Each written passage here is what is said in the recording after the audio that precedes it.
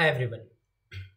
दोस्तों, हम सबको पता है कि इजराइल और हमास में एक वॉर सिचुएशन चल रहा है और राइट नाउ इजराइल ने हमास पे ग्राउंड इन्वेजन का मोड बना लिया है।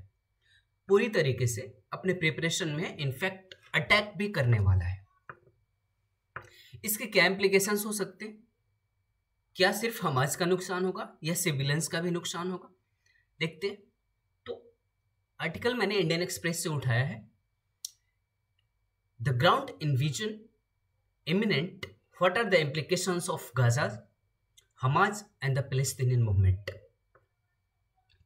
सबसे पहले गाजा को देखते हैं।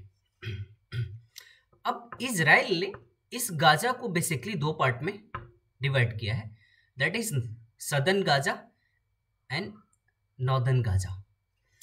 बेसिकली इजराइल ने गाजा में जो भी सिविलियन रहते हैं वहां के सिविलियन को एक इवैक्यूएशन का ऑर्डर दे दिया है कि जो स्पेशली नॉर्दर्न गाजा है उसको खाली कर दिया जाए, क्योंकि इजराइल ग्राउंड अटैक करने वाला है।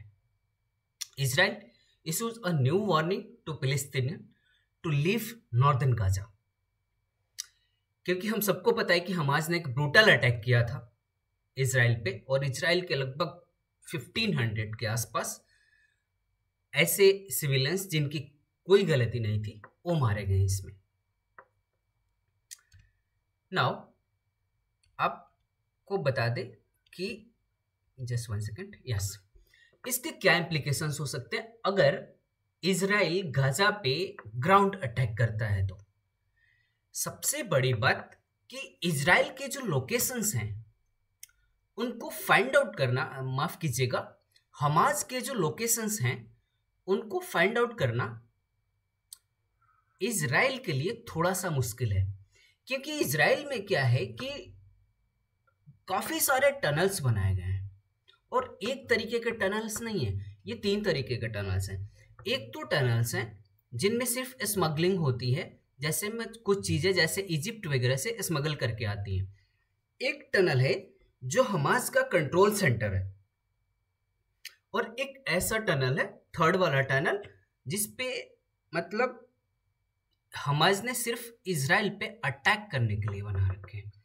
तो इस हिसाब से इजराइल को जो हमास के लोकेशन है उनको ट्रैक करना काफी मुश्किल है। तो पहला तो इम्प्लीकेशन ये है। अब जब हमास के लोकेशन को ट्रैक करना मुश्किल है तो हमास को खत्म करना कितना मुश्किल होगा, आप समझ सकते हैं। अब ये जो इन्विजन होगा, जैसे 2014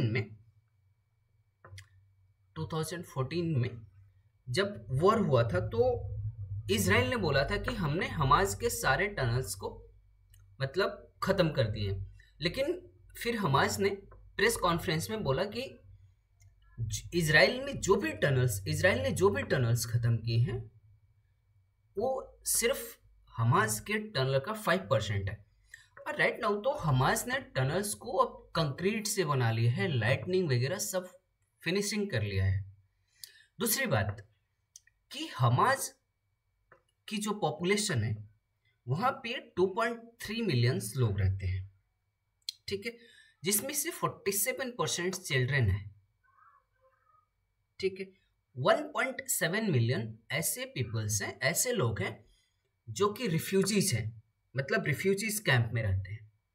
तो कहीं ना कहीं उनका भी नुकसान होगा। ये अटैक अगर होता है तो 21st सेंचुरी का सबसे बड़ा कैटास्ट्रॉफ होगा।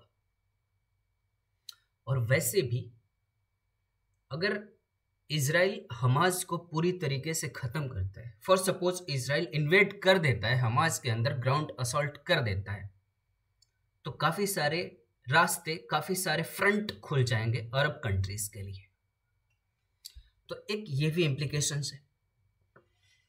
नाउ इस कॉन्टेक्स्ट को देखते हुए कि इजराइल अटैक करने वाला है हमास पे, ग्राउंड अटैक करने वाला है, बाइडेन ने एक स्टेटमेंट दिया है एक इंटरव्यू में। मैंने CNN न्यूज से उठाया है ये, दैट इज 60 मिनट्स नाम है उस शो का, संडे को।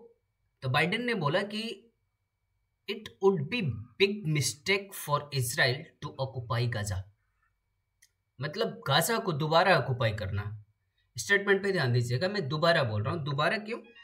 क्योंकि गाजा को 1967 से 2005 तक वहाँ पे पूरी तरीके से इजराइल ने अपना कंट्रोल बना रखा था, मतलब वो इजराइल के अंदर था। लेकिन 2007 में फिर वहाँ पे हमास आ जाता है और तब से वहाँ पे रूल्स एंड रेगुलेशन तो इजराइल के चलते हैं, लेकिन फिलहाल वहाँ पे हमास है। तो दोबारा से वही कंडीशन लाना इजराइल के लिए थोड़ा सा ये डिफिकल्ट सिचुएशन आ जाएगा। और इस कॉन्टेक्स्ट में ईरान ने भी एक वार्निंग सा दिया है। सबसे बड़ी बात कि हमास जो है वो पूरे फिलिस्तीन के पीपल को रिप्रेजेंट नहीं करते।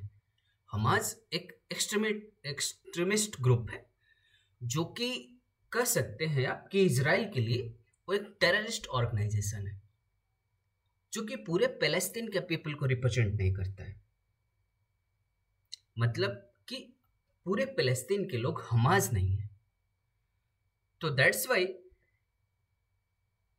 बाइडेन ने ये स्टेटमेंट दिया है कि शायद ये इजराइल का सबसे बड़ा मिस्टेक हो सकता है। जैसा कि मैंने बोला कि ईरान के जो डेलीगेट्स हैं उन्होंने एक प्रेस कॉन्फ्रेंस में भी बोला है कि अगर इजराइल अटैक करता है गाजा पे, मतलब ग्राउंड अटैक करता है, तो बहुत सारे फ्रंट डोर खुल जाएंगे। इसका मतलब आप ये कह सकते हैं कि इजराइल में नॉर्थ की तरफ से ये सीरिया वगैरह हो गए, लेबनान, सीरिया, फिर इधर से कुछ इजिप्ट के रास्ते, ईरान वगैरह भी। मतलब ये वॉर काफ़ी बड़ा हो सकता है। इन सारी चीज़ों को देखते हुए एक डिप्लोमेटिक स्टेटमेंट भी बाइडेन ने दिया है। I will keep update on all these issues in future progress. So thanks for watching. Thank you very much.